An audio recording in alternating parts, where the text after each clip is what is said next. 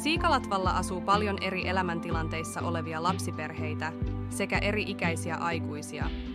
Oma tukiverkko saattaa olla kaukana ja apua arkeen voi olla vaikeaa löytää. Pohteen sosiaalityö tekee palvelutarpeen arvion ja neuvoo, tukee ja etsii asiakasta parhaiten auttavat palvelut.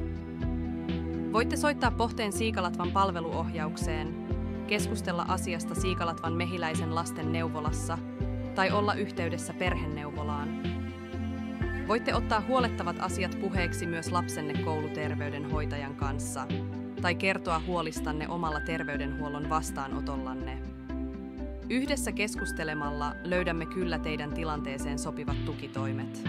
Palvelutarpeen arviolla selvitetään tilannetta yhdessä, asiakkaan kanssa keskustellen. Saatat miettiä arjen sujumista vastasyntyneen vauvan kanssa.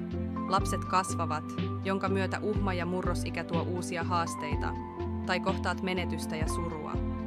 Palvelun tarpeen ilmetessä Mehiläisen sosiaali- ja perhepalvelut järjestävät suunnitelman mukaisen palvelun.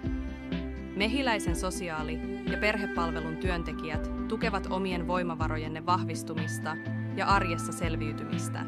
Kotikäynneillä lasten ja nuorten on yleensä helpompi lähestyä perhetyöntekijää hankalienkin asioiden kanssa, joista ei mielellään haluta puhua.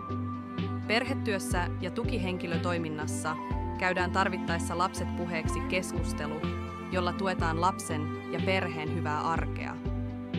Lapset puheeksi keskustelu toimii tukivälineenä lapsen ja nuoren arjen pienissä ja suurissa murheissa. Tukihenkilötoiminnalla luodaan tavoitteellista toimintaa, jossa asiakas tulee kohdatuksi ja kuulluksi.